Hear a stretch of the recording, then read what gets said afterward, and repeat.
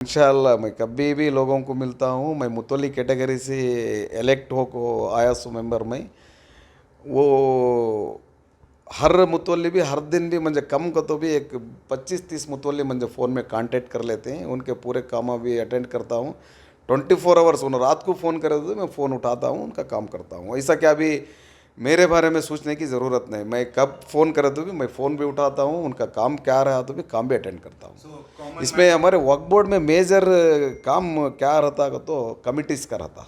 इसमें major issues committees. अब assembly 2023 के जो असेंबली इलेक्शन हुए कर्नाटक में, जब से ये लगातार मीटिंग नहीं हुई है इधर, इसलिए ज़रा कमिटीज़ का प्रॉब्लम है।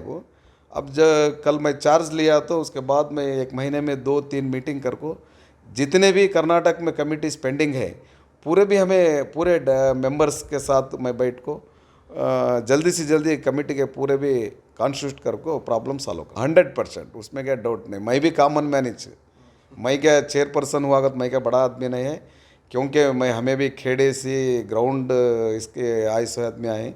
इसलिए कब भी मिलता हूँ उनका मेरा खुद का काम करे सका मैं वक्फ का काम करता हूँ। जिम्मेदारी तो बहुत है ना वक्त में। वक्त प्रायोरिटी हमें एजुकेशन पर्पस, हमें मिनिस्टर्स ऑफ भी बात करे हैं, हमारे माइनॉरिटी लीडर्स भी बोले हैं एजुकेशन को फर्स्ट प्रेफरेंस देना, सेकंड प्रेफरेंस मेडिकल हॉस्पिटल्स को।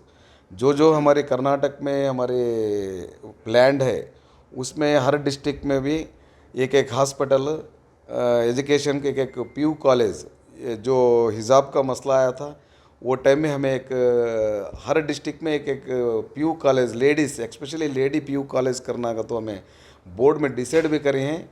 डिसाइड करके गवर्नमेंट को भेजवा दो, गवर्नमेंट वाले उसका रुकावट करें।